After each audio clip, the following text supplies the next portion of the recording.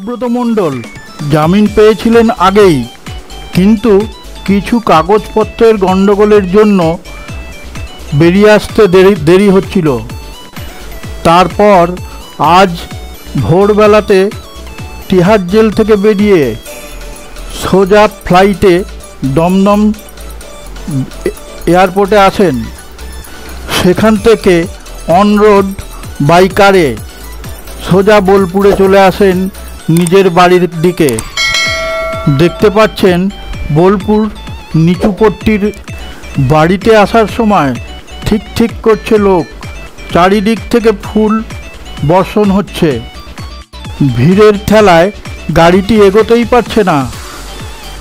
গাড়ির মধ্যে বসে আছেন অনুব্রত মণ্ডল ও তার কন্যা সুকন্যা।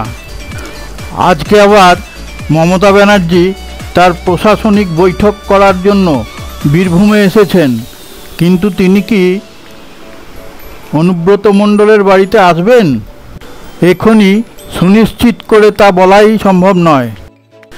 বাড়ির সামনে তার সমর্থকদের জয়ধ্বনি ও উল্লাস দেখে অভিভূত মনে হচ্ছে।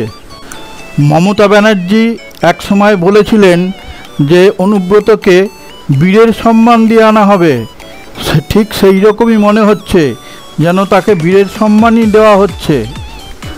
আসানসোল জেল ও তিহার জেল মিলে প্রায় 2 বছরের কাছাকাছি তিনি জেলের কাটিয়ে আজ ভোরবেলায় বিমানবন্দরে নামেন। দমদম বিমানবন্দর থেকে তিনি গাড়িতে করে সোজা বীরভূমে চলে আসেন। কিন্তু যা শোনা যাচ্ছে, মমতা বন্দ্যোপাধ্যায় বীরভূমে এলেও আজ অনুব্রত মণ্ডলের বাড়িতে আসবেন না, কারণ তার গায়ে প্রভাবশালী স্ট্যাম্প লেগেই রয়েছে। এবারে মমতা ব্যানার্জি যদি আজকে আসেন তাহলে কিন্তু আবারও প্রভাবশালী স্ট্যাম্প আরও বেশি করে লাগবে। সেই কারণেই মমতা ব্যানার্জি ফিরে যাচ্ছেন। এদিকে দেখুন যেন মানুষের ঢল নেমেছে।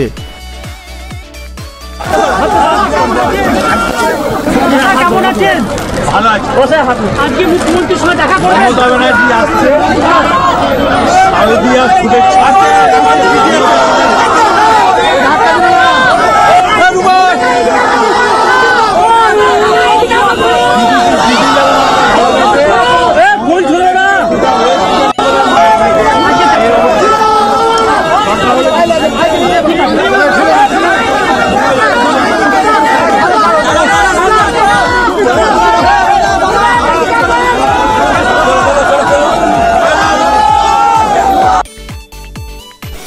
প্রায় 2 বছর পর তার বাড়িতে তিনি ফিরলেন এবং নিজের আবেগ ধরে রাখতে না পেরে হাউ হাউ করে কাঁদতে শুরু করলেন।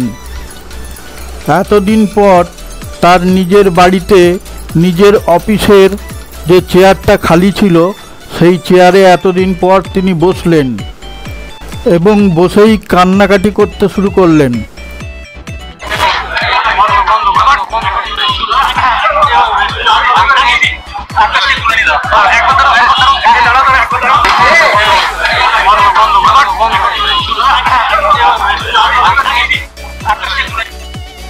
তিনি বললেন, মমতা ব্যানার্জি আমাকে খুব ভালোবাসে, আমিও মমতা ব্যানার্জিকে খুব ভালোবাসি। তাকে জিজ্ঞাসা করা হলে যে তিনি কবে মমতা ব্যানার্জির সঙ্গে দেখা করবেন, তখন তিনি বলেন, আমি একটু সুস্থ হয়ে নিই, এখন শরীর একদমই ভালো নেই, একটু শরীর ভালো হলে অবশ্যই দেখা হবে। তিনি তার অফিসে বসে আছেন তার মেয়ে সুকন্যা মণ্ডল ও তার বিগত দিনের সাথীদের সঙ্গে। Subscribe, like, share please. Report খবর বাংলা দর্শন।